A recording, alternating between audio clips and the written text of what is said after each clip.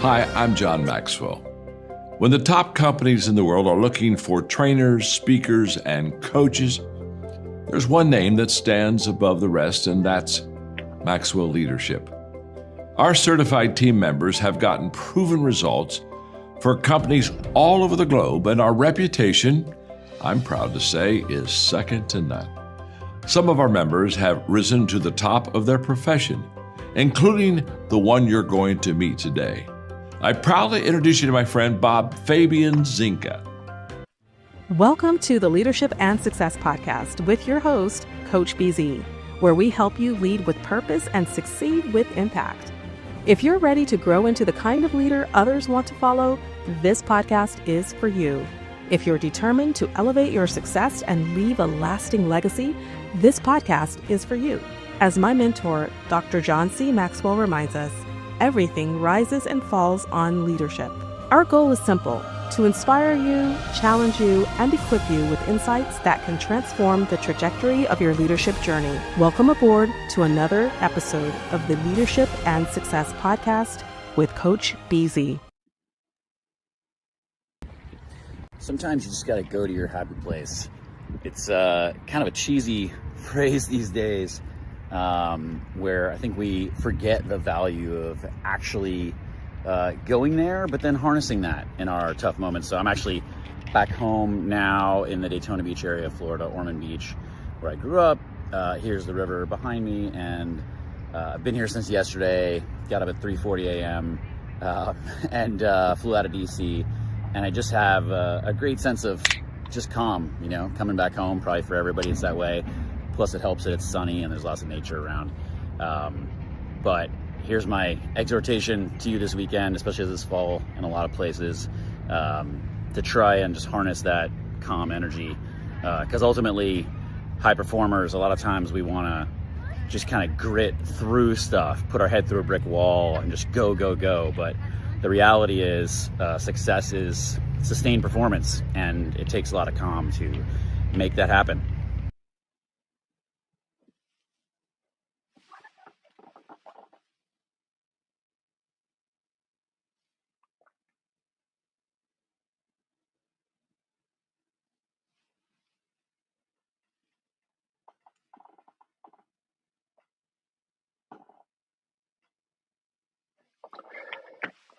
All right, everyone. Thanks so much for joining us for this special edition of the Leadership and Success Podcast. I have a very special guest today.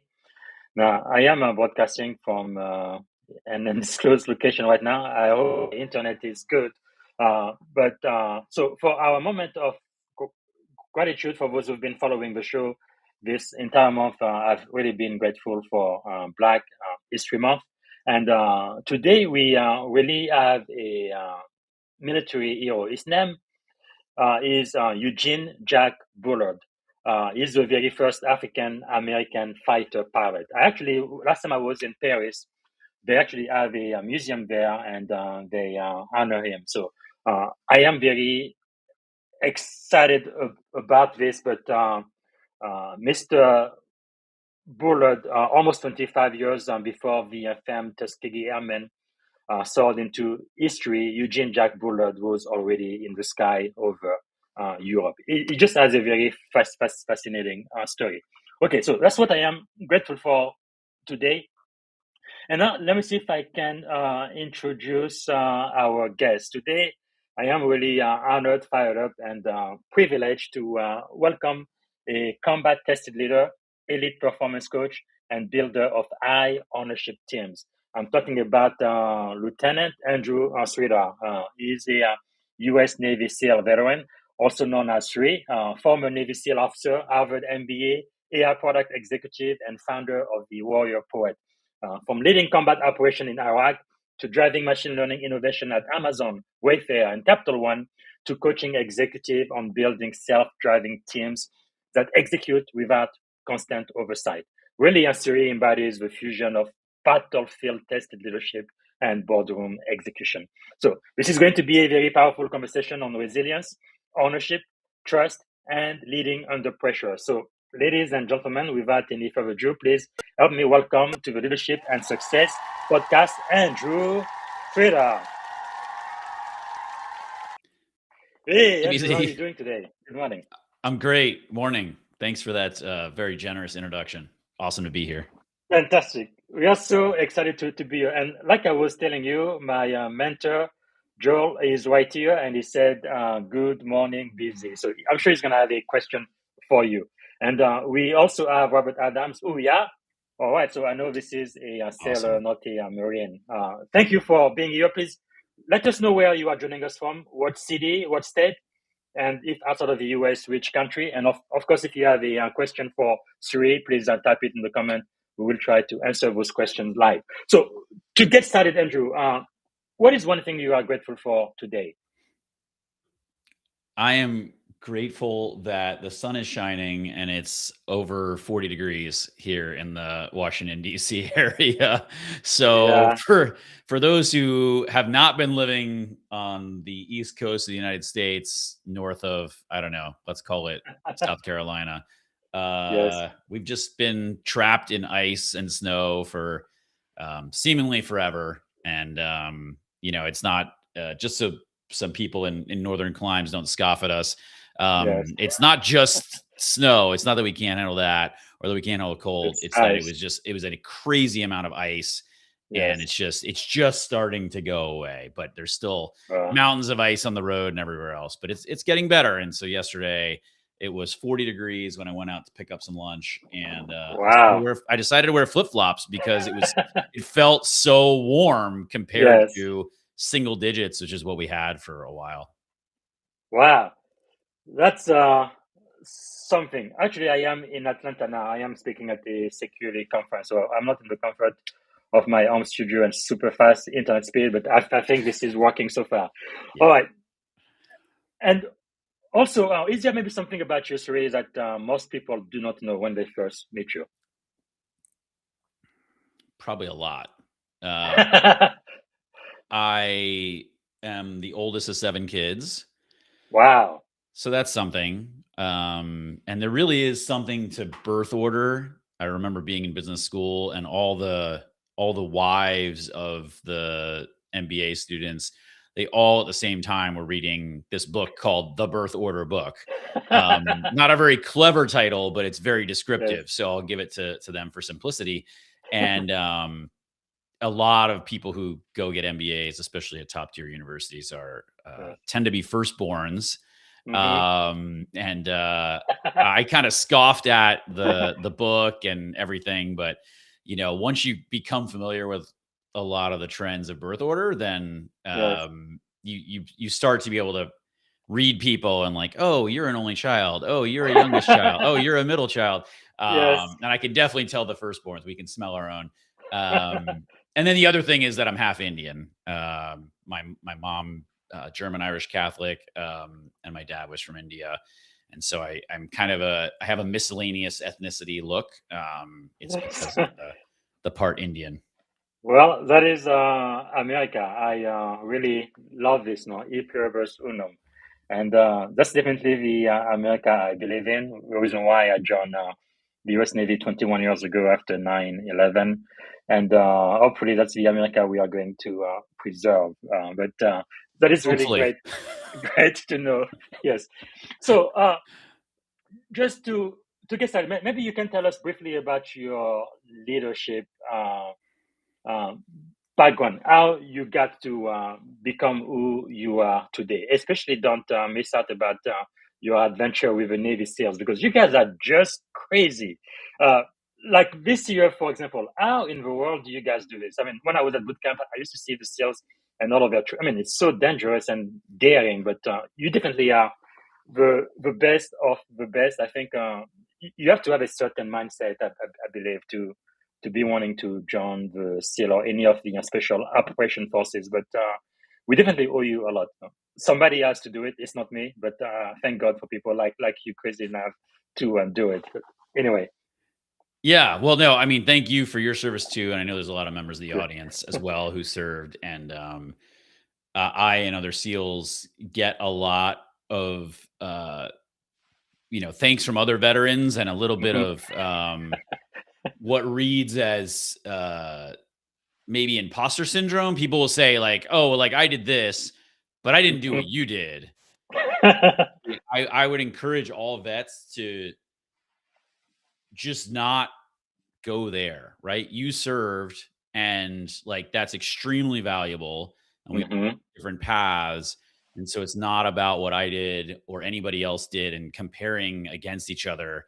There's True. nothing better or worse about it. It's different paths we took. And sometimes luck plays a role as well. Sorry for the Hmm. tangent here, but sometimes luck plays a role as well. There's plenty of people who wanted to become SEALs, who, if they were an officer, maybe they didn't get accepted in because it's a Yeah. very selective pool to get in as an officer, even to start at the finish Yes. line. And so I lucked out. I was on a ship first, and eventually got a lateral transfer package approved. Wow. But I part of that was me, but part of that was just luck, right? But Hmm. then if for a lot of the enlisted folks who go through as well as officers, you could get an injury at some point in training and True. have to exit training, permanently, and then maybe Hmm. not get to go back, or maybe your injury prevents. So there's a lot of luck to play. Yes. So let's just stop the comparison and let's just be all glad that we served, and Yes. take those lessons to other people. So uh, I really credit the start of my leadership journey to my parents, and growing up again as the oldest of 7 children. Mm. And so my youngest sister is 14 years younger than me. It was 3 of us boys, 4 Wow. girls, and with babies in the house all the time, at some point the older kids need to step up, and get Yes. voluntold would be the term of art that a lot of U.S. military folks are familiar with. Yes. So I got voluntold that I was going to help out with all manner of things, including changing diapers and feeding babies Wow. their bottles, and like Yeah. the first or second time you like hold a baby and feed the bottle, like it's all cute and you love it, but like, when it's a job, like, Yes. so I was parentified in the mental health terminology from an early age, but that was huge in just Wow. accepting responsibility for others, and being selfless, working Hmm. hard. And so that, as well as my dad, like many immigrants, extremely patriotic, right? Yes. More patriotic and more knowledgeable about U.S. history than most Americans are. Yes. And so that was an inspiration for me to take an interest in the military. And then, Wow. once I saw the adventurous things and the leadership opportunities that were available in the military, I was hooked. So it was just a matter of kind of Yes. where I went at that point. I'll pause because I've been rambling for a Yes. little while now. No, no, no. No, this is really wonderful to know, and thank you also for. I didn't know that you actually did a lot transfer to becoming a SEAL, because I must, if I have to guess, it must be a very very small number of officers who are allowed to do a lot transfer into the SEAL teams, because no, again, no, it's not to say that your service is more important than others, but you guys are just different, right? You do Mhm. things that most of us would never dare to do. But anyway, like I say, someone has to do it. I'm just glad it is not me, because that's definitely not how I am built. But but you are also right, right? Everybody who serve, even those who may have only served for one day, to me they are veterans. They are heroes, because it's less than what 2% of people now who join the U.S. military. You really volunteer to serve, and that's a very big deal, no matter what you do in the service, regardless of the branch. So I definitely want to salute and Yeah. celebrate that. So what did birds and SEAL training kind of teach you about yourself that no classroom or corporate world ever could? Hmm. Great question. Um, well, I'll throw in the Naval Academy as well, because I think it's part and Mm. parcel. I learned a ton about leadership through the Naval Academy, and that was integral to Yes. my journey to who I am today, leadership wise. What did those things teach me about myself? Um,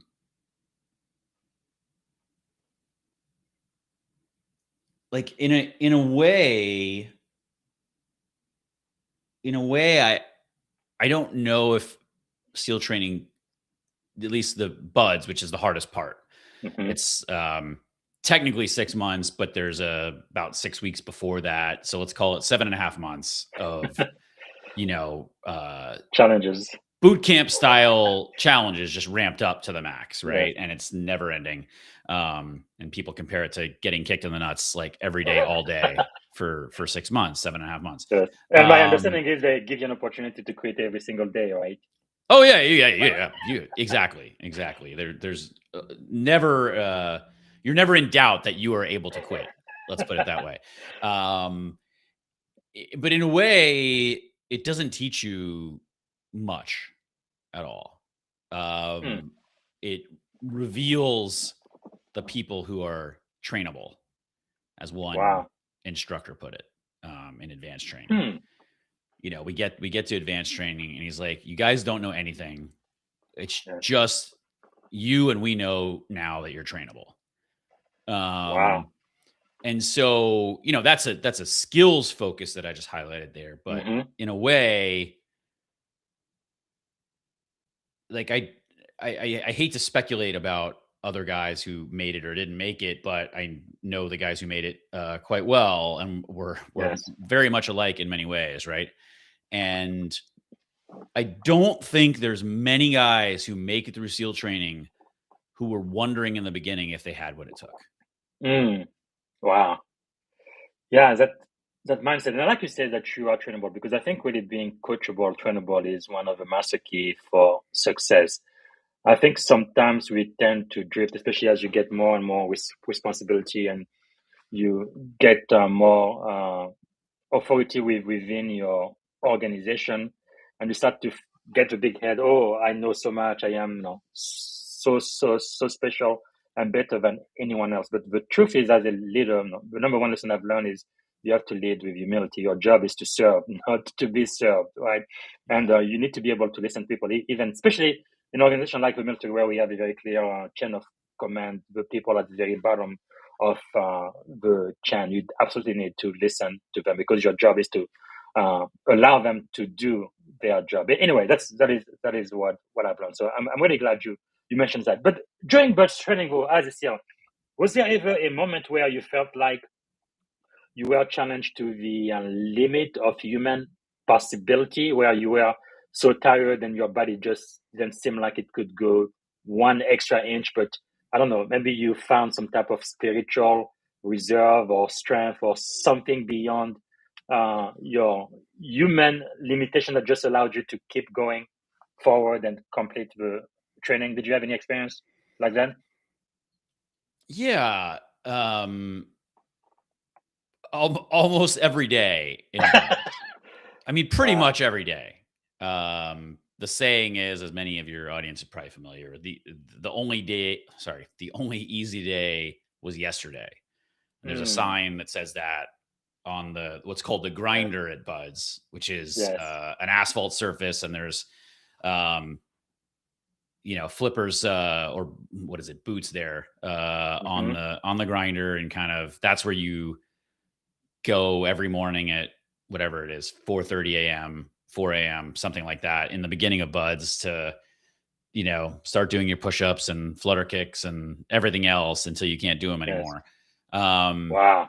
But every day has its own challenges in Buds, and I mean, arguably in life too, if you decide to make it that way.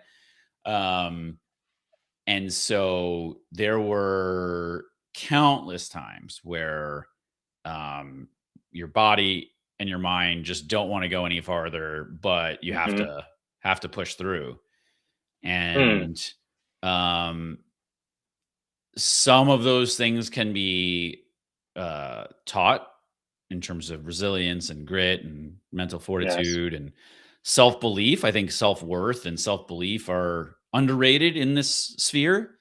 But other things, it's hard to know how to teach those things. Yeah. I just knew, and I think the rest of my class knew, who graduated, like I was gonna die before leaving that beach voluntarily. Wow. That's determination. What did you think you really learned through that experience? What did it teach you?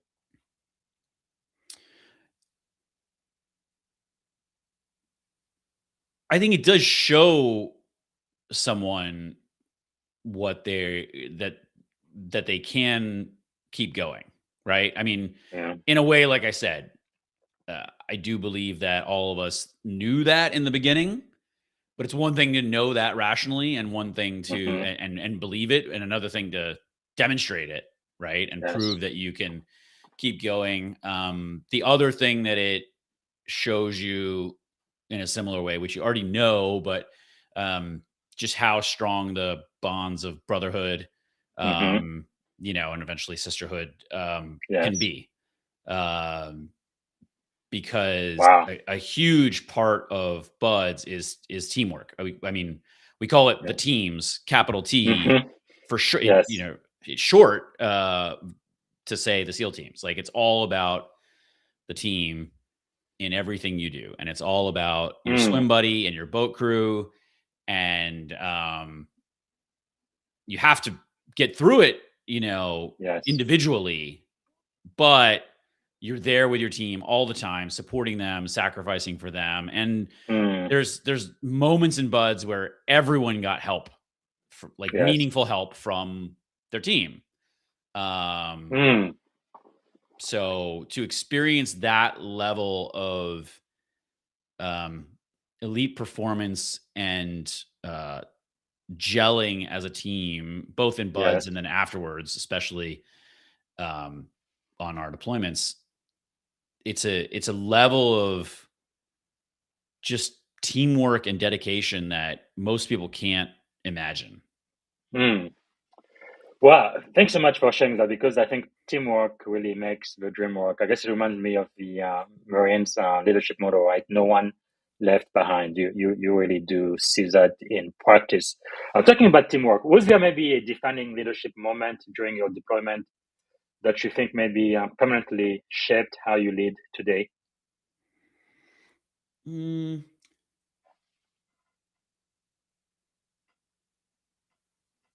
in terms of, well,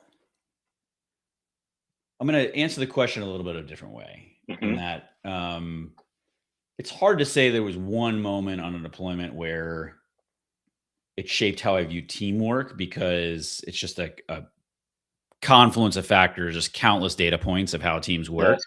It's hard to pin it down to one event where I was like, "Oh, aha, like I get it now," or "This is how I'm going to Hmm. lead from now on," right?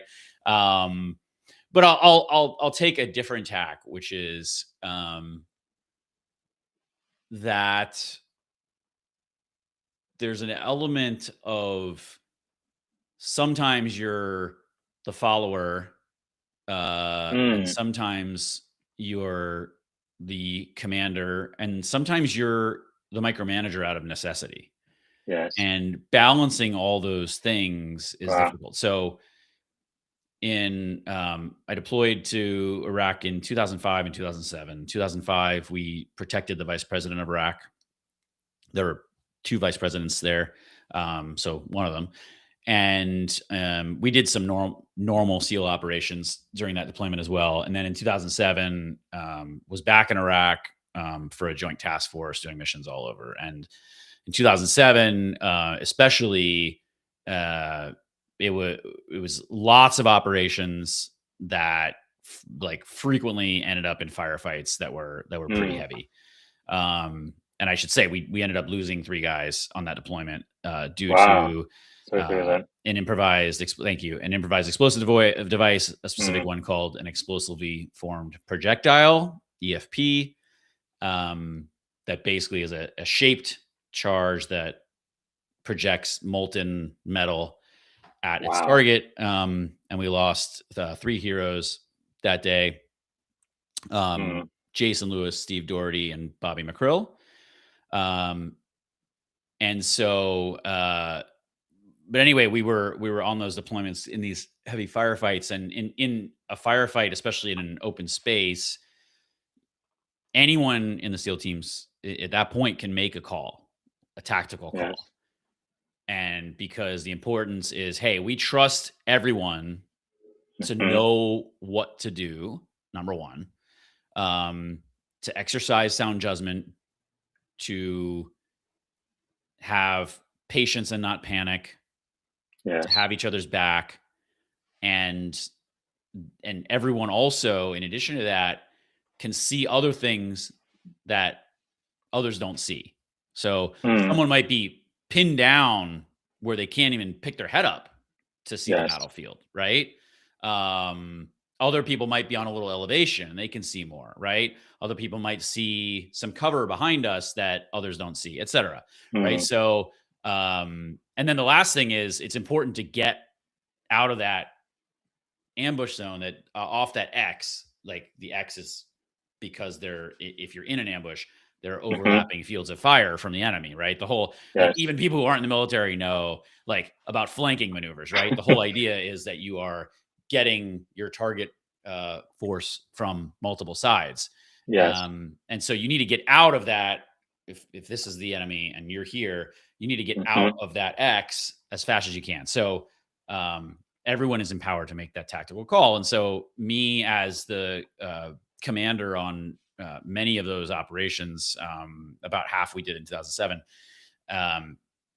it wasn't up to me to make that call most of the time. And in Yes. fact, like, I can't recall a single time when we Wow. were in an open area where I made the tactical call about which way we go and how we get out of there. And granted, like, it's not just me and a bunch of junior guys, right? There are senior enlisted Yes. folks there who, their main job is to manage the tactics. Whereas as a commander or any officer out there, your job is more command and control, the strategic stuff, making sure you got air assets and Yes. kind of managing the a little bit of the bigger picture, rather than, how you're clearing a room or what building you're entering next and things like that. So, okay. So that's the follower piece. I talked about the commander piece a little bit. I won't dwell on that. We can talk about that more. Sometimes you need to micromanage out of necessity. So Steve Jobs was famous for micromanaging certain aspects, right? I never worked for him. I didn't know him. I actually posted something on LinkedIn today about Steve Jobs with Kevin O'Leary, aka Mr. Wonderful from Shark Tank, talking about him on Diary of a CEO. So it's an insightful clip from someone who knew Steve Jobs. I didn't know him. Yes. So I don't know that he micromanaged the wrong things or the right things, but we're all familiar with accounts. He probably did more than most would. But hey, his success shows. In my 2007 deployment, I developed my own view of micromanagement, which is twofold. One is what I tell coaching clients and audiences is that, like, rule number one is you are the micromanager, meaning everyone thinks they're not the micromanager. Like, have you ever met someone who micromanages who recognizes they're the micromanager? No, never. No. Never. Right. And in the event that they either are self-aware enough or someone tells them, hey, you're really controlling this thing, they always have a rationalization. Yes. They always say, it's just this once, or I have special expertise that they don't have, or I'm just trying to help, or yada, yada, yada. Or this time is different. This is like an urgent situation. Like, I'm not like this, blah, blah, blah, blah. Right. So rule number one is you were the micromanager, but rule number two is, like, sometimes something is so critical that you're not doing your job if you don't have your head and nose and hands in the weeds a little bit. Yes. So I can't go into the exact tactic due to sensitivity that we were doing, but it required a lot of navigation in vehicles. Yes. And I remember another SEAL who got killed on a different deployment. Such an awesome dude, Nick Check. He was our navigator. Yeah, thank you. Such an awesome guy. He was our navigator in 2007, and I would sit down with him and Mm. literally plan every turn in a certain area, like every Yes. route. And I would just draw, and a lot of times it wasn't, sometimes it was like I would do the suggesting in the beginning. Like I would Hmm. draw the route that I wanted to take. Obviously I listened to him and it was a collaborative effort, but, Yes. that is really unusual. I don't think anyone in buds or my advanced training or, Hmm. and there might be SEALs out here who hear this and they're like, that's crazy. Like what is an, O3/ground force commander doing that for? That's not your Yeah. job, right? But like for this particular thing, we had failed, and it wasn't Nick's fault, but we had Hmm. failed at achieving our objective multiple times. And Yes. in my bones, I knew there was a better way to do this. Yeah. And so I was going to make sure that we weren't risking people's lives over and over and over again, both our Mm. own lives and potentially civilians out there, Yes. and not achieving our target like for nothing. And Yes. so, sometimes it makes sense to, walk the proverbial shop floor and Hmm. ask people what they're doing and suggest some changes, right? Like Yes. there's a chain of command for a reason, but like sometimes you just it's on you because it is mission critical. Wow. That's a great perspective. Now, again, we are really grateful for anybody who served any branches of service for any length of time. And for most of us, we are definitely at risk compared to our civilian counterpart just for being in the military. But definitely, you guys, special operations sales, you are at much, much greater risk. Like for somebody like me who's an information warfare commander, where I just stay back and I make sure you get all of the communication and everything is secure, but not really in the heat of battle. At least not as often as you guys are. So I guess you are living in life and death environment. And you've already mentioned you've at least lost four of your brothers in arm. I mean, that must really be something that impacts you for the rest of your life. Even as a commanding officer, no, I have signed orders to send some people in some combat zone. No, knocking on wood. No, so far everybody I've sent has always come back in one piece. But how did that responsibility, that heaviness, really transform your perspective on accountability and ownership? Yeah, I mean, I just want to acknowledge first that I lost a lot more than four Cool. brothers, Yes. Wow. and sisters as well. So, yeah, it's a lot. I remember talking with Chris, our air officer, in 2007 after we lost those three guys, and um, my whole team was out. They had just sustained these casualties, and they had to bring the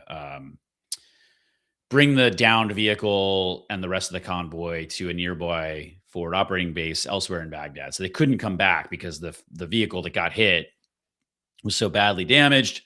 Mm. Um, and the driver of that vehicle, Kyle, he ended up driving that vehicle even though he had molten metal in one of his knees. Wow. Literally just powering through because it's what needed to be done. He won the Silver Star for Mm. that, much deserved. Amazing guy. Um, and but I remember Man. being there with Chris because they couldn't come back. So I'm at breakfast the next morning after all this happened, trying to internalize it. And somehow, I don't know if it was Chris who brought it up, it's kind of like, well, like how many people have each of us lost? And it's Wow. like, at some point, it's like you lose count. Like, I don't, Man. I know the names, I know the faces, but like, it's not like Mm. I'm sitting down on a regular basis counting, because it's a Yeah. lot. And I, and then some guys, served for 25, 30 years in the SEAL teams with insane amount of combat deployments. So Mm. their numbers are just even higher. And frankly, also, Wow.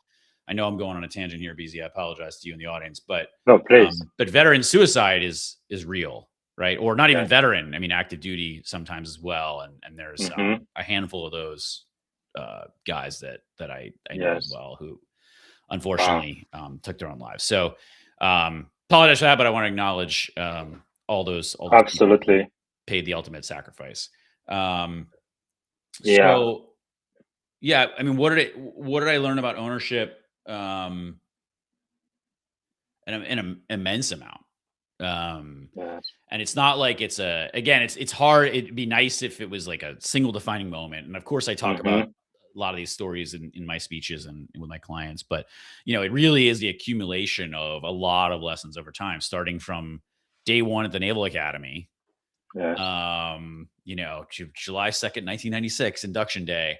From then on, it's all about ownership. Mm. Like there's everyone in the military, probably, I mean, definitely in the Navy and definitely naval officers are familiar with the message to Garcia story. Yes. I won't belabor it because you have a lot of military audience here, Mm-hmm. but if you're not familiar with the story, go look it up. Message to Garcia. Apparently, the story is apocryphal, but the message still Yes. still resonates. Mm-hmm. Which is, it's all about not asking how you do a mission. It's just going and figuring it out.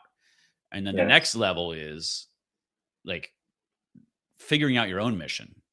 And so I think part of that was taught to me. I think part of it's just my personality, and the mission focus and drive of all of us in the SEAL teams, not just me, in that both in the military and then after the military, I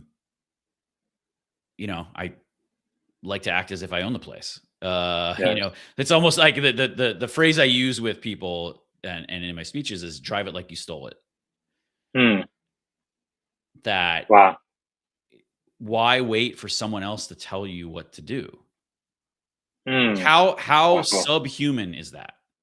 That there's 99.9% of people are out there waiting for someone to tell them what to do.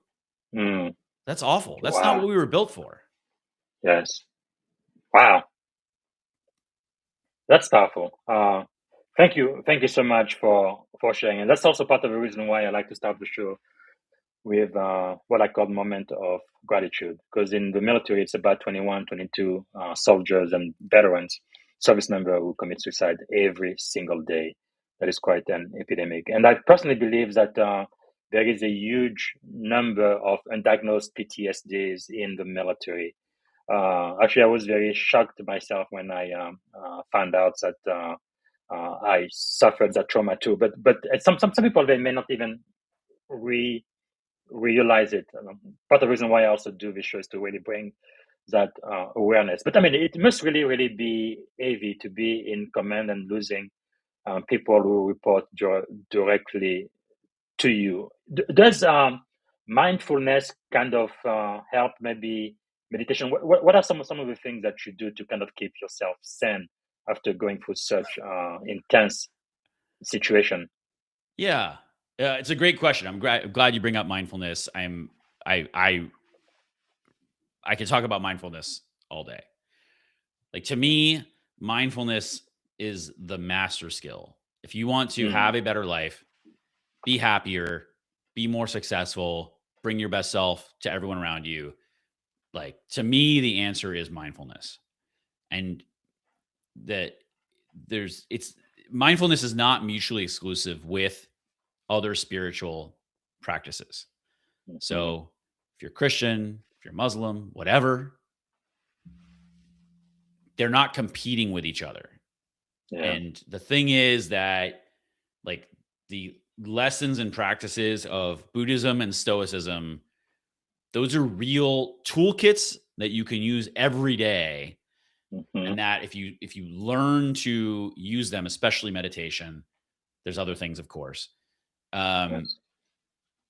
it'll seem like it's not working in the beginning. You'll wonder if you're doing it right, but first of all, there's no right way to do it. And second of all, it will accumulate and you'll start to have these aha moments and you'll catch yourself. You'll catch yourself feeling certain emotions or thinking certain things, and you will start acting a different way. You will start having more control over your actions, because the reality is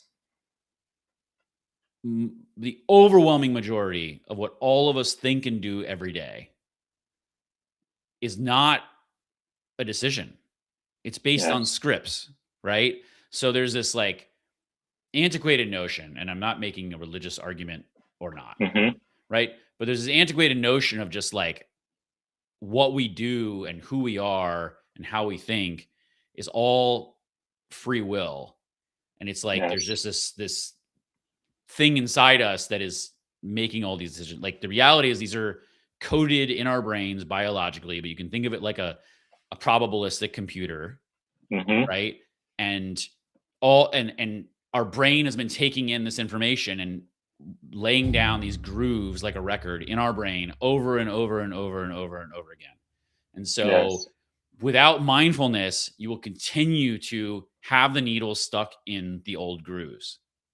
Habits and action Wow. and relationships help, but without mindfulness, you will continue to run the scripts and you'll be Yes. angry. You'll be angry all the time because nothing you do is changing your situation and you're wondering why. Wow.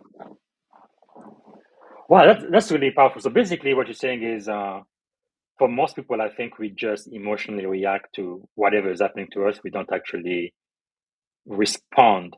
So how do you create the space where you are actually mindful and able to come up with a logical response to whatever challenges or Yeah. signals that you are facing at the time? How do you do that?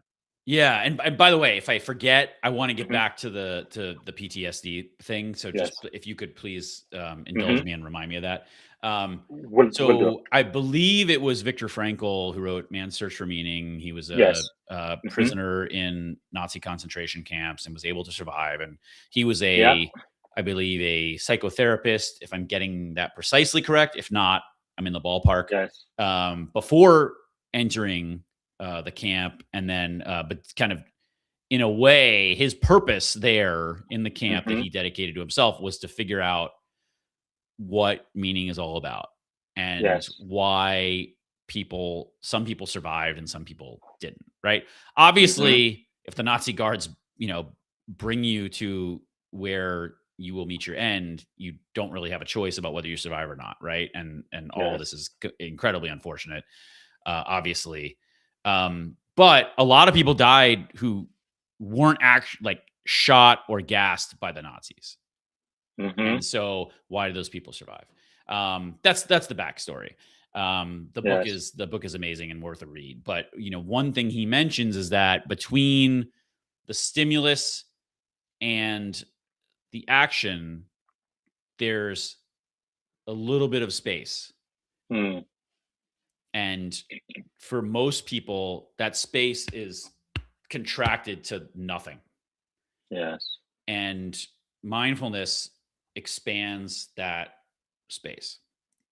Wow. So what like the goal, like you'll know you're making some progress. And by the way, if you get on a mindfulness journey, you shouldn't be measuring stuff all the time. Like don't Yes. create a dashboard for yourself and like blah blah, blah. Just like trust the process, Hmm. learn, be open-minded. Like, and I'll just say it, like walking in nature, meditation, journaling, those are some basic practices. Yes. And if you want to learn about meditation, Calm and Headspace are great apps you can use. Hmm. I think Headspace has a 30-day free trial, and that's where I learned most of meditation. But Tara Yes. Brach, Brach, like the candy, Tara Brach, Hmm. has a free podcast with a zillion meditations on there, and I found that through Tim Ferriss. Wow. For people who want to get started. But if you don't set up a dashboard to get your progress, but you'll know you're getting better if you catch the thought Hmm. or the feeling. If you can catch the thought or the feeling and be like, oh, you know what? I'm feeling angry right now. Like, why? Mm. Okay. And then you investigate, like, why am I feeling angry? What's the Yes. story that I'm telling myself right now that makes me angry in the moment? And what's the backstory?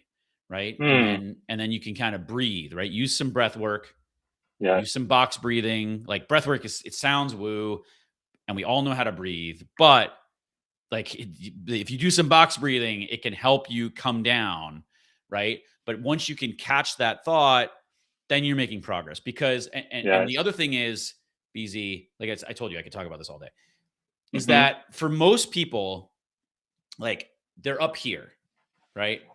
And when something bothers them, and in some cases when something excites them in a positive sense, but in a very dopamine fueled way, the stimulus has them go way up here off the charts.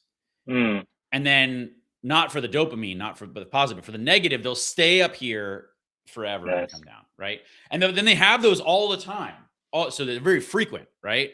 Whereas for someone who is mindful and calm, their baseline is down here. And then when a stimulus comes in, it's a little spike, but then they can come right down. Then they can come right down, right? So the baseline's lower, the spike is lower, and they're what I call, it's a terrible acronym I made up, but self-soothing cycle time. Self-soothing cycle time. The time it takes for you to soothe and come back down is less. And so you come back down faster, and there's less of those. So you're winning like 3 or 4 different ways through the skill. Wow. And this is really crucial, especially for the military community. So I definitely wanted to spend more time on this because I think even just learning how to breathe deeply and separate yourself from your thoughts and knowing what you are actually feeling. I think maybe, in my experience, men maybe have more trouble with us than women because we tend to not really how can I put this? I guess separate ourselves from what we are thinking, or even talking about how we feel. In my experience, women do it a lot easier than men. But I think this is so critical, and thank you so much for sharing this with us. So back to PTSD, something else you wanted to add about that, and the podcast you mentioned earlier, Tara Brock. Yeah, that's right. Definitely want that's people her. to and follow. And by the way, if for anyone who listens to Tara Brock, she'll sound like she's, just a love child from the 60s, 70s, like very hippie. You can picture her eating granola that she made herself and wearing Birkenstocks, but and I don't know Tara Brock. I don't know if she's like that at all. But like that's how she sounds. Just give her a chance. Give her a chance, and she's really funny. Because part of this too, right? I think we kind of look at external factor and outcome now. How successful you've been in the military as a Navy SEAL and now as a tech executive and a coach. But what I really want to get into in this podcast is behind the scene, what is going on and how do you deal with all of this pressure? Because I think it can really help a lot of people listening to you right now. So back to PTSD. And you're right. We could talk about the men versus women thing a lot, but men typically have more difficulty finding solutions to these things. So we'll just leave it. I can leave it at that. So, and obviously those things aren't absolutes between the genders. So I have a little bit of a provocative take on military PTSD, which is there is no doubt the normal manifestation of PTSD, that's real, right? I'm not arguing with that, but I think the military, people self-select for the military who I think have atypical in broad strokes a lot of times, not all the time, but who have kind of these atypical mental profiles and personalities such that number one, some of them have issues from the beginning. B, certain events might be catalysts for those issues getting worse or coming to the fore, right? But in other ways, without having a traumatic incident, or if they have a traumatic incident, having that be a catalyst for real, kind of bigger trauma.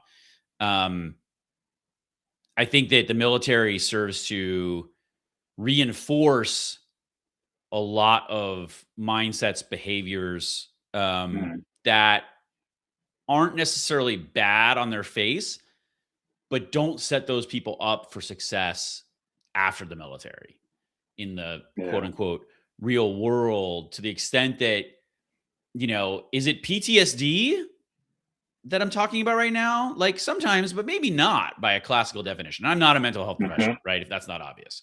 So go see a mental health professional, right? But like, I think for instance, right? People who are in the military, like take intense ownership. So all of us who are in the SEAL teams, like, and nothing against Jocko, right? But we all could have written Jocko's book, like, because we all believe the same stuff in extreme ownership. But the issue is that most companies don't want extreme owners. Like they want owners in a sense, but only so far. And so you need to be able to balance that. If you're one of those naturally extreme owner people, like you need to learn how to balance that. Another example would be that a lot of people enter the military, especially special operations, like we like adrenaline. We like the rush. We like the risk. We like the intense mission focus. And that is all like this, I'm not Andrew Huberman either, right? But like oxytocin, dopamine, serotonin, like all of the good stuff is just like pumping nonstop in our baseline, probably, right? If you were to measure us, but like in that environment where we're going on operations all the time or whatever, like, and so you get out and then it's like, okay, like everything is effing boring. I'm tempted to curse, but I know we're live. Like everything, like nothing can compare to that. Right. True. So how do you adjust then? And so did the military do that to you? Like, I don't know, but like you were kind of already like that. Right. But, but you had all this reinforcing behavior and this sense of belonging that is just irreplaceable, right? Outside of professional sports, pro athletes have the similar issues, right? So anyway, that's I feel like that stuff gets not enough attention, compared to stereotypical PTSD. No, you are so right, and being in the military is very, very different, especially when you are under active operation, especially in a combat zone, because when you come back, it's a completely different world, and it's very, very difficult to really adapt. I think for some of us, sometimes we may even get addicted to adrenaline at some point, almost with I don't know. Again, I'm not a psychologist or anything, but you almost want to put your life in danger and be in that high constant adrenaline rush where you are always aware of what's happening in your surrounding. And when you come back to a normal place and back home with your family, it's very, very, very difficult to really adapt to that. So for those who are listening, especially men, I think you definitely need to ask for help when you need it. Please. We all need help. And I did interview an expert, Dr. Shona Doc Springer. She's a Harvard educated psychologist. Season 5, episode 4. You should listen to her. She really loves the military. She wrote the book Warrior, the expanded second edition, which I love, How to Support Those Who Protect Us.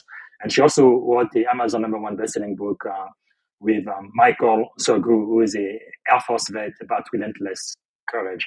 They really go through PTSD in detail and how they can help people. But if you have served for any time in the military, there is absolutely no shame to it. You might experience anxiety, depression, or post-traumatic stress disorder. You need help and get it diagnosed. Sometimes medicine will help.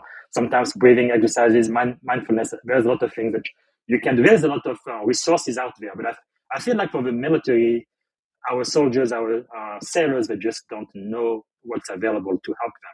And I also understand there was a time when I joined 21 years ago where if you said you were seeing a psychotherapist or psychiatrist, you're going to lose your security clearance and you may lose your job. So people didn't have any incentive to actually speak up and say, hey, I am having this trouble, this nightmare, and I need help. But it's much, much different today for sure. So please ask for help when you need it. Can I throw in one thing there, BZ? Which is if you are new to therapy, counseling, or if you're just frustrated by your journey, like realize that it's not like going to the doctor in that they have a special set of skills. And even if they have terrible bedside manner, like they're probably going to take care of you, right? Like the licensing is insane, the education is insane, and the problems are different.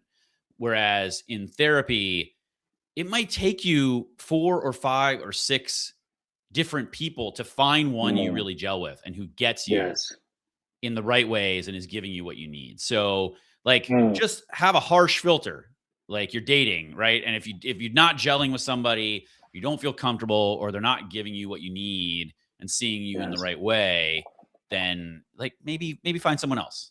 That is very insightful. Again, thank you so much for sharing. I think this is extremely important, but we usually do not talk about it for whatever reason. And definitely on the show, I want to raise the awareness based on my own experience and what I have seen happen with members of my team. Because so far, my entire career, I've only lost one sailor. Sometimes I still have nightmares about it. We were on the USS Essex in the South Pacific Sea, and he got really bad news from his then wife, and he decided to just end his life. And we spent a lot of time with our chaplain. I really love the chaplain. They really saved a lot of people and really helped a whole bunch. Just like I love talking to them. But yeah, these things are real.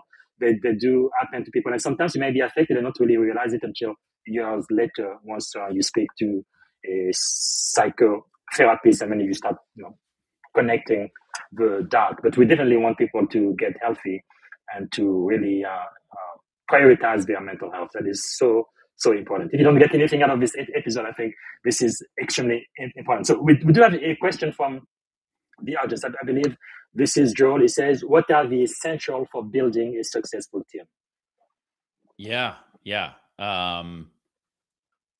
I think there's a few aspects. One is you want to have as many A+ players as you can. I know that's obvious, but the bar at most companies is not A+. Another aspect of it is that most companies hire, in my experience, and I've been at more than a few, they hire, this is actually something Joel and I were talking about the other day, is that they hire primarily based upon individual expertise in a niche area.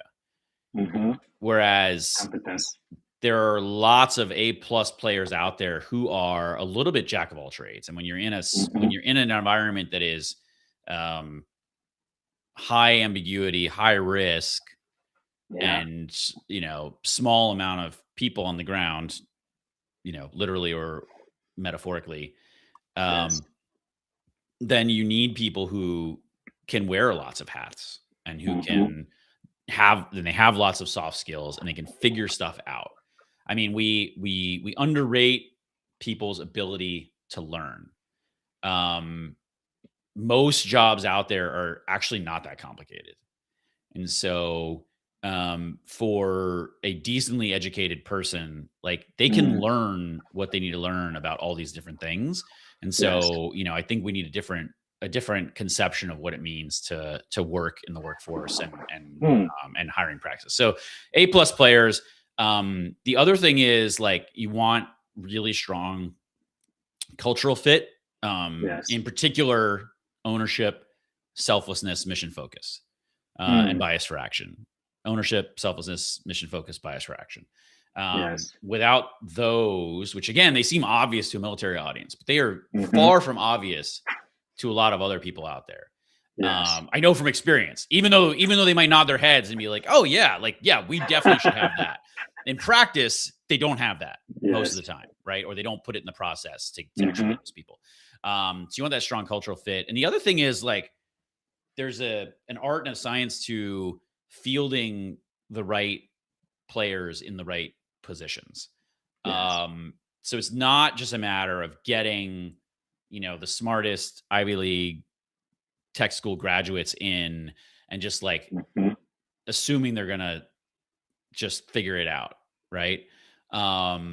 Sometimes you might choose different people based upon the people you already have or where you want to put folks. And so having folks in the right places, on the right squads, and doing the right things, like, there's a little bit of art to that. And I think a lot about, like, basketball, both pro and college. For some reason, that over other sports seems to be one where the best coaches place a lot of emphasis on They pride themselves on which personalities are going to get along with who, and how do I shape this thing in a way that works, right? There's lots of organizations in the NBA who they will not get a player who is objectively awesome because of personality fit. They're like, how's our other guy going to deal with him, and vice versa. And so I think that's a huge thing. And then I alluded to it, but it's roles and responsibilities. Yes. Go ahead. No, that's really insightful. Basically, having the right people on the bus and then having the right person on the right seat on the bus. It's really more of an art than a science. But that is really what it takes. Now, when you are forming this high performing team, what do you think about the difference between just competence or performance and then trust? Are these people actually trustworthy? Yeah, it's a great question. And it's I had someone drawing this out to me the other day, and I was like, oh, like that's in a Simon Sinek video.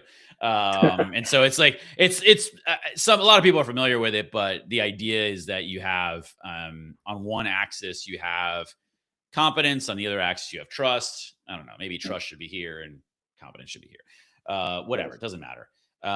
But the idea is that like what you really want is high competence, high trust people. Hopefully I'm doing this in the right direction. Orientation. Yeah. But it's okay if people are a little less competent.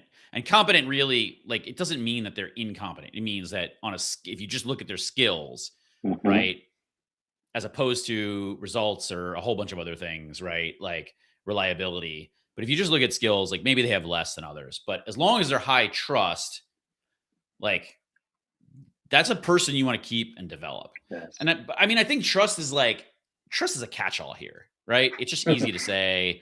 It's 5 letters. It's 1 syllable. Like, and it's objectively hard to argue with, right? Like, no one's going to argue we should bring in people we don't trust. So in that way, Simon Sinek is setting himself up to win here, right? But like by trust, like it means a lot of things, right? It's that cultural fit, right? Like the bar Simon Sinek has built, like, hats off to him. Smart guy, great storyteller. He's done a lot of work. He's put in the time. So he deserves everything he's got. But like he built his career kind of off of SEAL stories. Let's be honest. Yeah. Okay. Right. Like he did some consulting with the SEALs. Like, I don't know how many times. Yes. For all I know, it was like he was sat in a meeting once. I don't know. Like, I think it was more than that. I'm just joking around. Yes. But he did, like, and he still tells those stories today. Right. And one of those is the trust versus competence story. But let's be honest. The bar in the SEAL teams is not, can I trust you? That's patently ridiculous, right? It's way, way, way, way, way, way, way, way, way higher than that. Like, aside from shooting, like, take away the gun, take away the navigation, take away the driving, take away the swimming, and like, parachuting, like, set that stuff aside. The bar is still like off the stream in terms of the human qualities we want this person to have, right? So trust is a catch-all, right? So it's like, will they never stop in the face of adversity? Like, that's probably number one, right? Like, in addition to, are you trustworthy? But then there's all those other things, right? Bias for action, ownership, like Rich Davini, another SEAL, like, I think he uses the word like team ability. There's all those sorts of things, selflessness, like sacrifice, work ethic, like all the zillion, attention to detail, situational awareness. Like, it's a whole bunch of things that are in that soft category that matter. But the point is still the same. In the end, Simon Sinek is still right, as usual. Is that like, there are people who you're like, you're not like nailing it results wise. Like, you're not the best coder, you're not the best accountant, but you want to invest in that person. Whereas like anyone who falls below the bar, it doesn't matter if they're high skills, if they're low trust, like, they need to go. Yes. Yeah, but that's the thing, especially in the industry. I think we do this pretty well in the military, where our core values are pretty much drilled into us from day one. But in the industry, especially Silicon Valley, where I've been the last 12 years, they have those core values, flyers on the wall, what they pretend are their core values, but they don't act according to them. It's like, all of the decision they make when it really matters, promoting people and money and all of that is just based on performance. So you can be a jerk, you can be completely misaligned to all of the core values of your organization, but because you bring in the most amount of money, they are going to promote you. And that really affects the people in the company who are actually aligned with the core value and the mission of the organization. I think long term, you are not going to be successful when what you do is completely misaligned with what you say you believe in. Well, I mean, you know what's way more important and powerful than a list of company values on the wall is lore. And I don't mean made up stuff, but when everyone in the organization knows, oh, there was that one time that Bob did X. There was that one time where, you know, a SEAL got thrown in the water with his hands and feet tied in the Vietnam War, and they left him for dead, and he still survived, right? Wow. Like, there was that time that X, Y, Z. There was that time at Amazon where, you know, it was a package was going to be late, and like the equivalent of the commander got in his car and drove that package 20 miles to bring the package on time, right? Wow. And by the way, that is not an isolated circumstance. It's not just one time, but like, though, remember that time we had like, you know, doors for desks at Amazon, like, because we couldn't afford anything else. Like, you know, like those things, like, they shape what people do because they're real and they're resonant. Whereas, you know, so many companies, it's not that they're failing to tell those, it's that they don't effing have them in the first place because no one did the things that actually matter. Wow. That is really powerful. Now, I know we are pretty much out of time. Can you give me 5 more minutes before we end? Absolutely. Man, I could be talking to you for hours and hours. Another question from the audience. I believe that's Joel again. Can you talk about any toxic leaders that you encountered? How did you handle them, and how do you prevent that? That's a good question. This is great. Let's see. Where do I start? I have too many that I've encountered. Please don't say their names, but no, I wouldn't. Thanks for the reminder, though.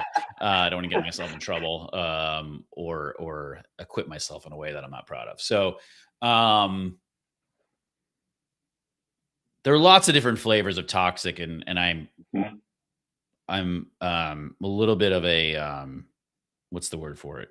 Contrarian. Yes, that's not the right.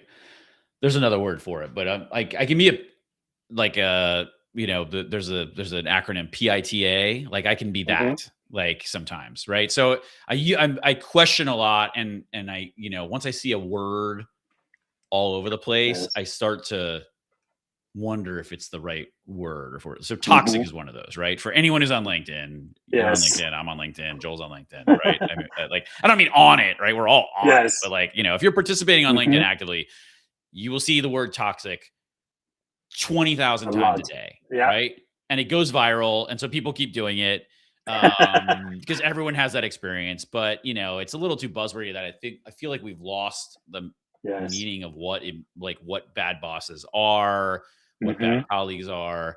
So it's overused. But my point is, there's different flavors of toxic, I think. Yes. I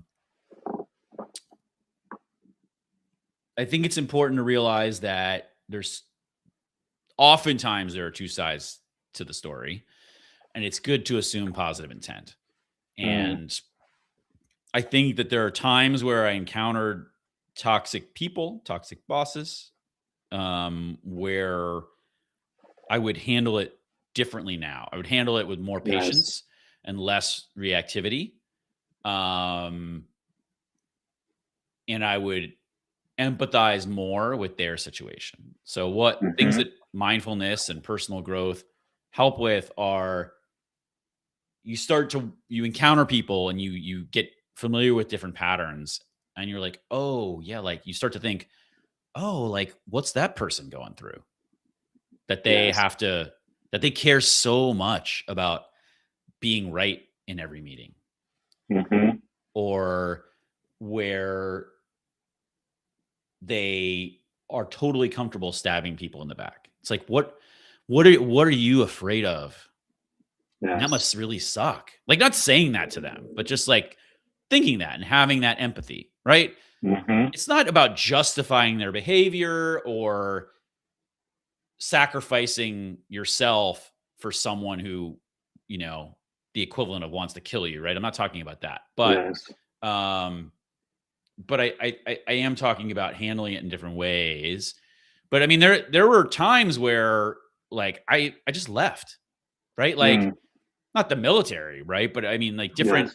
different jobs where it's like I don't want to be around this person at all, and and this Yes. person is not a random person that I need to deal with, but they're my boss or they're a key colleague who I can't succeed in this job without them. So at the end of the day, like I need to walk. So, you know, this isn't exactly the question you asked, but I encourage people who are, Yes. you know, whether you're running your own business or whether you, especially if you are working for other people, you know, if you're starting a new thing, like, first of all, trust your gut about people. There were times like, you know, times that the two decisions that I regret the most, the two types of decisions are one where I made it to please others and not myself, right? And there's a balance between sacrifice and selflessness, but also like, you know, you got to put your own oxygen mask on a lot, right? You only have one life. You only have one life, especially post-military. And so those things aren't mutually exclusive. You know, but the other type of decision I regret the most is not trusting my judgment, not trusting my gut. Sorry, not trusting my gut.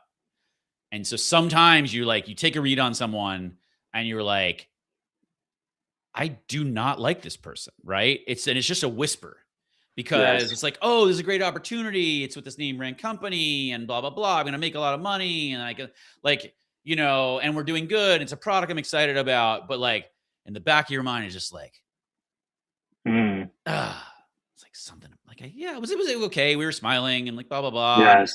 Maybe it was a situation, but like, man, sometimes you got to trust yourself and just stay away from those people and just, And I know if you're looking for jobs, I know it's a tough market. So sometimes you gotta make your trade-offs, but yeah, I know I answered that in a weird way, but I've more than enough experience with toxic people. We can talk for hours about that probably. That is quite interesting. I really like the way you share that, because I guess it is different depending on who the person is and also how much influence that person might have on your career. I guess that does make a difference as well. I really do appreciate what you shared. So another question. This is Joel again. We may have already talked about this. This is about the Buddha behind you. Can you comment on the Buddha and the importance of Buddha in life and leadership? I think we kind of touched on this a little bit earlier. Yeah, we talked about mindfulness. Yeah. By the way, I apologize for the sun coming in. I won't put it down, but I'm like sitting in this like halo here. But it's so good. It's funny, when I saw the question, I thought you meant like the Buddha, like historically speaking, like the actual one sitting here. So that is a gift that I received from a longtime ex-girlfriend, wonderful person who shaped my life in so many ways, like for the better. So she brought that back. And the funny thing is, she tells me, she goes, this maybe it was an omen, foreshadowing, but she goes, this is a particular Buddha that represents death. And so represents, that's not the word she used. I'm not going to portray that accurately. Like, I didn't grow up in Buddhist culture, so my knowledge of the particulars is thin, even though as a practice and in principle, and you know, I agree with a lot of those teachings, and I practice a bunch and I read about it. So, but it's a reminder that, you know, like memento mori, remember you will die, in Latin.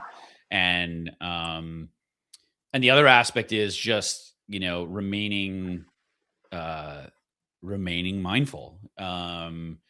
Because I've got one of my best friends from childhood, Todd, was 4 of us who grew up on this cul-de-sac, and you know, number one, not number one, it's not the most important thing, but I model one behavior from Todd, which is, you know, for friends and family, like I always pick up and I always pick up the phone. Right. And like, yeah, I mean, sometimes you're in a meeting, you can't pick up the phone, but like, you know, anytime you can, like outside of, you know, the critical stuff, because he always picks up. The guy always picks up.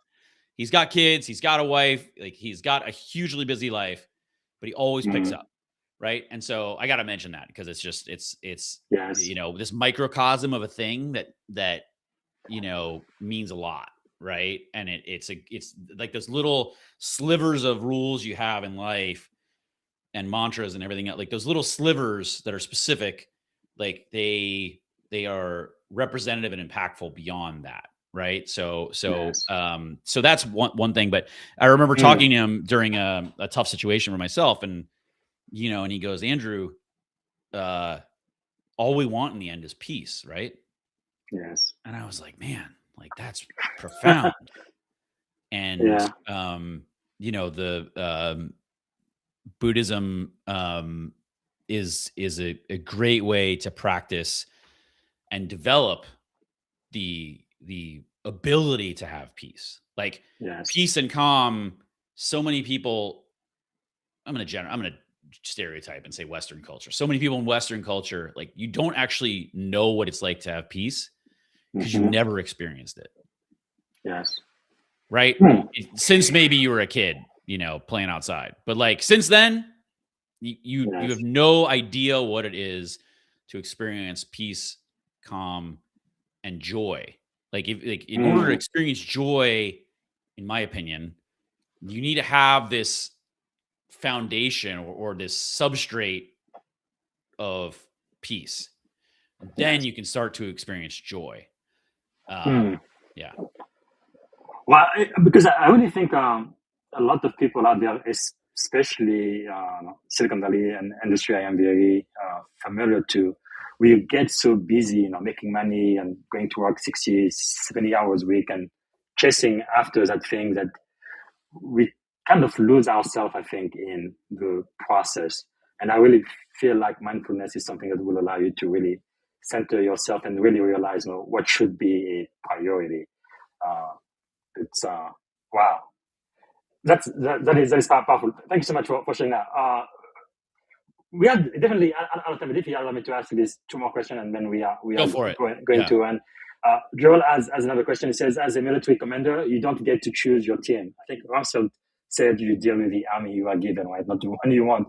So you play the end you are dealt with. So can you contrast this with private sector where you may have options? Yeah.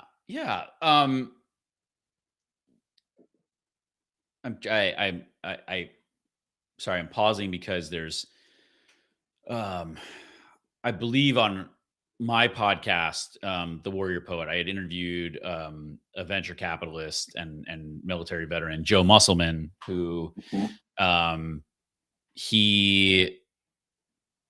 what is it? It's Broom Ventures, I think, is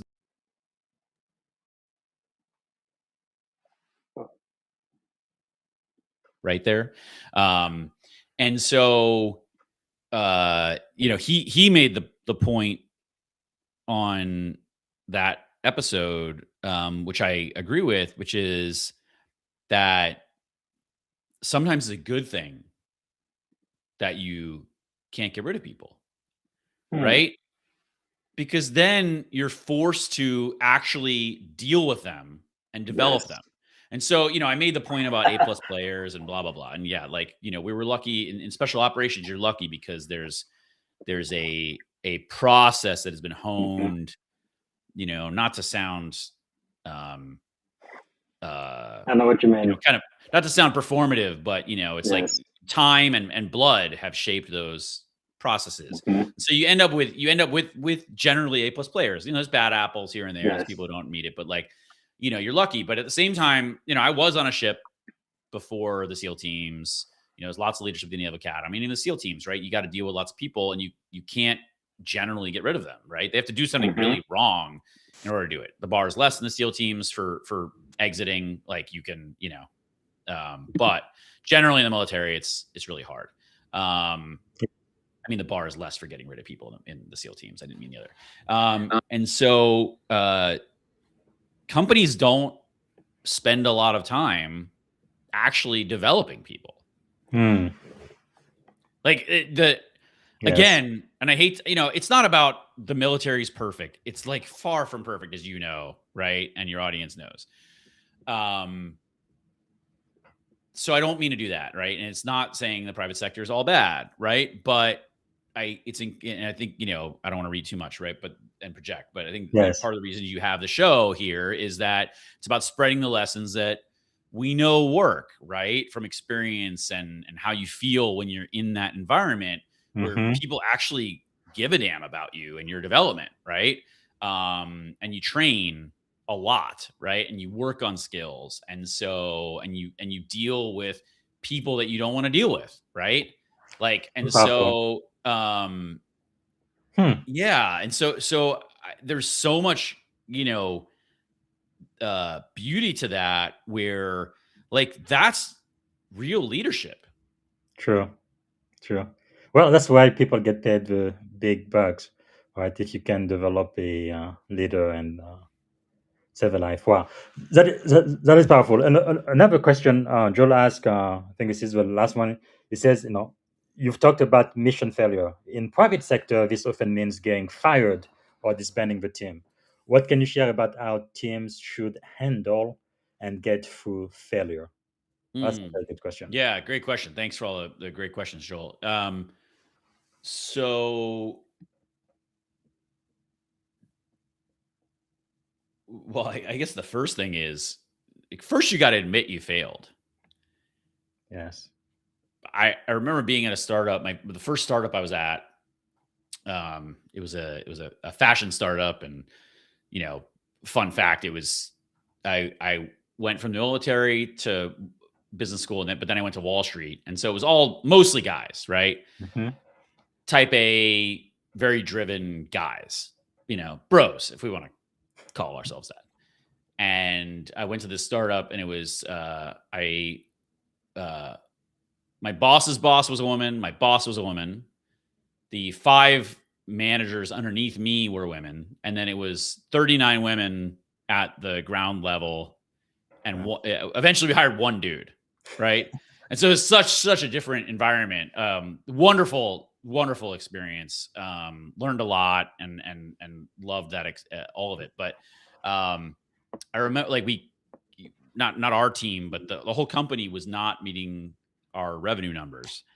And it happened again and again and again. And I remember being frustrated that it was so weird that the CEO never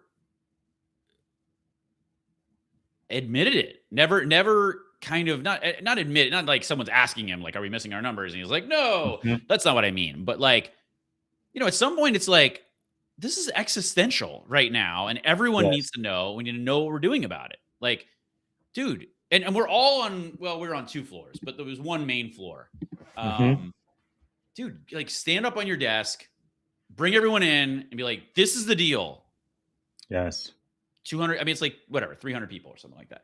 Like, this is the deal. Like, we're missing our numbers time and time again. Like, everyone needs to know about it. Like, this is what we can learn. This is the plan forward, right? And does anyone else have any ideas? Like, but instead, he did the equivalent of just crawling under his desk and hiding. Like, and go figure, the company didn't make it. And so the first thing is admitting it, but also debriefs were huge in the team. So I like to call them violent debriefs because they're it's not about attacking people, but it's also about telling the unvarnished truth through one's eyes. It's important to acknowledge that, eyewitness testimony is like notoriously flawed in the criminal justice system. There've been like countless studies that show that. So what you saw may not have been reality, right? In terms of how you interpret it, but telling it as you see it and going soup to nuts through the entire project or operation and analyzing like what went well and what didn't at every step, and what can we do to improve. And so, like, in a way, or in a huge way, the SEAL teams are like the best tech startups in Silicon Valley, in that it's an obsession about getting everything working as well as possible. Like that's what being a CEO is, or should be about, especially in startups. Get every piece of the system, every piece of the machine working as well as it possibly can for maximum result. And the way you do that is by obsessing about the details and having an insanely high bar for what you do, and actually following through to implement processes, whether they be, in the SEAL teams, tactics, techniques, and procedures, like that help you raise the bar at every piece of that operation, with clear action items for who owns doing those things. Following up is definitely okay. The last question from the crowd. I don't know if you know William Spear. Have you read this book? I don't. This looks like a cool book, though. Yeah, I actually have the great pleasure of interviewing him. Season 5, episode 7. Awesome. He's a commander, U.S. Navy. A great guy. But anyway, one last question Joel had. He was just asking if you had read that book and what you think. I highly recommend that. Talking about. I think it's a great book, but I haven't read it. That's my answer. No, I'll look forward to connecting with Bill offline. It looks like an amazing piece. So why should our people read this book, talking about books, The 4 Agreement? Yeah. So I have it right here. I have it right here. And along with, I'll just, for people maybe interested, I also have The Untethered Soul by Michael Singer. Yeah, there's aspects that are a little woo in there, but like the overall gist in terms of mindfulness is amazing. And then How to Be an Imperfectionist by Stephen Guise, which is the absolute best book on perfectionism and procrastination that I've ever read. And I'm familiar with a bunch of it. I've read a bunch of it. I thought about it a lot. So the 4 Agreements is, first of all, I was sitting in a restaurant that I really used to go to. It was a women-owned restaurant in Seattle. Great wine, great seafood, and great clientele. And I was traveling back there from DC to Amazon regularly. And so I'd usually try and stop by this place and sit at the bar and talk with the staff and, maybe an occasional patron. And I go there one night and it's pretty empty. And there's this woman, she's clearly on a business trip too, a couple seats down. This isn't a pickup story, if that's where anyone is going. But she had this book, and at some point, just making small talk. Genuinely interested too. Like, hey, what are you reading there? And she puts it down, and she's like, oh my God, like,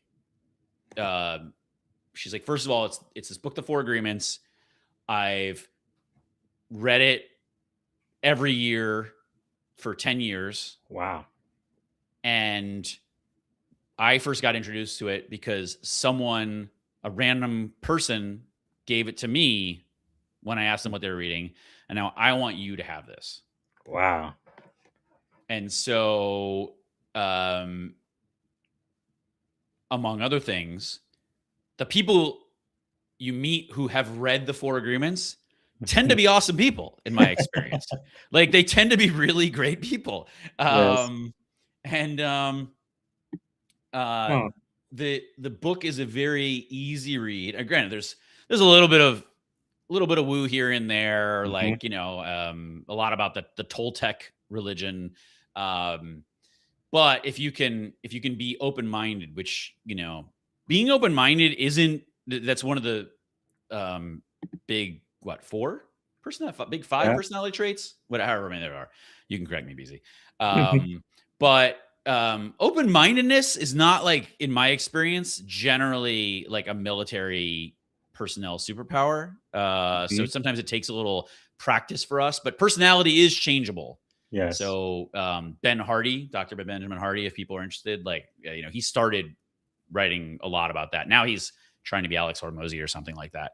And so, but yeah, personality is flexible, so you can work on open-mindedness. So if you can get a little open-minded, Yes. Bringing it back around here. You can get past the 5%, 2% woo stuff in there, but it's 4 simple principles. And the agreements you make with yourself, and it's on the jacket here, that cover is be impeccable with your word. And he goes on to define impeccability, he goes on to define word, but be impeccable with your word. So, in among other things, be honest with yourself. Yes. Don't take anything personally is number 2. Don't make assumptions, and always do your best. Wow, that's simple but powerful. Yeah. I'll read them again for people who didn't follow. Be impeccable with your word. Don't take anything personally. Don't make assumptions. Always do your best. And and the thing is, like, it, it sounds so simple. Some of you out there are like, that's kind of stupid. Like, why would I read that? Just read it. Just read it, because in the way you will see as he fleshes it out. And by the way, this book is like, it's immensely readable. It's small pages, pretty big print, and it's only 129 pages. So like, you could read it in a day, probably. Even the slow readers out there. I'm an insanely slow reader. And so, but as you read it, you will see things where you're like, oh man, like I really did take this thing personally, or I really did make some assumptions. That's where I screwed up. And so it's a very, very simple list of rules for yourself that if you apply them, it can have immense ramifications. That's really powerful. I like to say if you apply them, because to me the magic is in execution. Right. It looks simple, but it's not simplistic. But once you put them into practice. Okay, really quickly, what about this one, the birth order book? I mean, I will confess, I have not read this book. I have read a lot of articles and things about birth order. I have not, and also just through experience, right? As you get older, like, you start to pattern match some of these things, and so I would say the book is very relevant for a lot of people. It's probably a great read. I'm told it's a great read. It is a bestseller. But even just if you were to just like get a summary from ChatGPT or something, just knowing kind of what those patterns are, you can kind of look at yourself, and then you'll start to see these things in other people. And of course, I want my audience to listen to your podcast, The Warrior Poet, available everywhere podcasts are available. And you also mentioned Tara Bragg, and we're definitely gonna be following her. And finally, to end this book, Man's Search for Meaning, it's been recommended a lot, at least a dozen times since last year on this podcast alone. What can you tell us about this book? It's the story parts of it, make it immensely readable and powerful by themselves, about the concentration camp.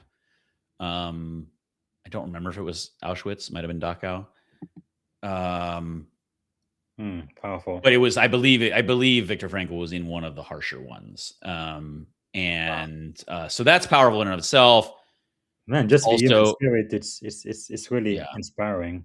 Yeah. It's also, if I recall, I mean, I read it in high school. I haven't read it since, but I believe it's not a very long book either. And the takeaways are really great. So that's one where it's, the takeaways may not be, you could easily get a summary from ChatGPT or Claude or whatever your thing is. But for this one, I would highly recommend just reading it, because some things, Naval Ravikant has is famous for saying, like, most books can be distilled to a single blog post. Yes. And that is true. Yet, sometimes the exposition in detail and all the examples, they help for the thing to sink in. Right? Wow, like there's this book by Gary Keller, and I can't remember his co-author, but called The One Thing. Literally just me telling you it's a business book and it's called The One Thing. You already know what it's about. Any of us could probably write the book, right? Yeah. But that's a book that I've read 2 or 3 times, listened to Audible, but like, That's a book I've listened to 2 or 3 times, because it really helps you figure out how to prioritize things. Like if I just read a blog post about it, it wouldn't be that powerful. Yeah. No, that is powerful. I really love the one thing. Okay. Going to end, and thank you so much for you've been so generous with you. The last quote, Robert Adam about man's search for meaning. He says, "When a man finds that it is his destiny to suffer, he will have to accept the suffering as his task, his single and unique task. His unique opportunity lies in the way he bears his burden." Dr. Viktor Frankl. So profound. All right, we are coming to the end of the podcast. Thanks again for being so generous with your time, Andrew. How can we add value back to you? Yeah, I appreciate it. Thank you everyone for joining and listening. Follow me on LinkedIn. I am posting regularly about all the things that BZ and I had the pleasure of talking about today. There's my website in front of you. And then I've got my podcast, The Warrior Poet. I plan to invest a lot in that this year, doing about an episode a month now, but I'm going to do a lot more in person. And I'm frankly, BZ, I'm very inspired by the way you've run this interview and doing it live. And so I'm learning a lot of lessons here. So I am indebted to you for that example and experience. So yeah, The Warrior Poet is the podcast. And then, and you have a newsletter, right? Yeah, as well. I knew there was something else. Yes, the newsletter, which yeah, you subscribe to that. And well, thank you so much for your time. This has been a very insightful conversation. I always like to end on a positive note. So many challenges happening this I hope so. What is one thing you are feeling optimistic about? And that's going to be the end of the show today. Yeah.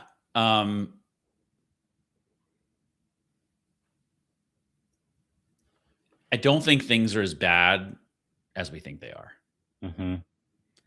Wow. We always, throughout history, as humans, think things are going to hell. Yeah.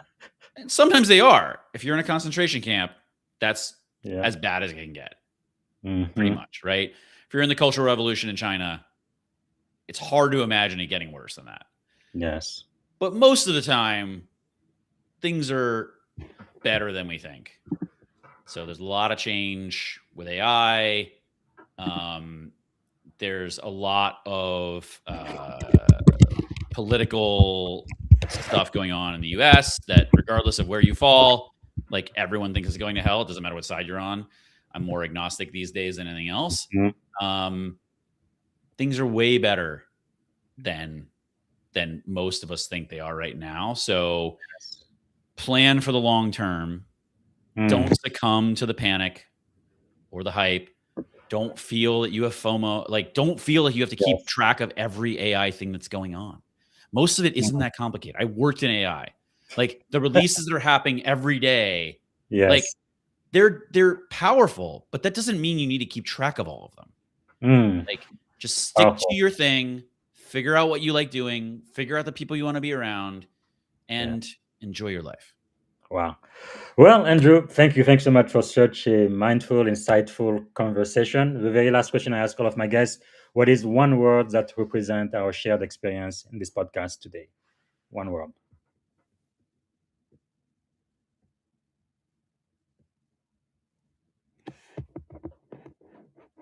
Deep. I'm looking for a different word, but I won't make the audience wait for me to go through all my vocabulary in my head.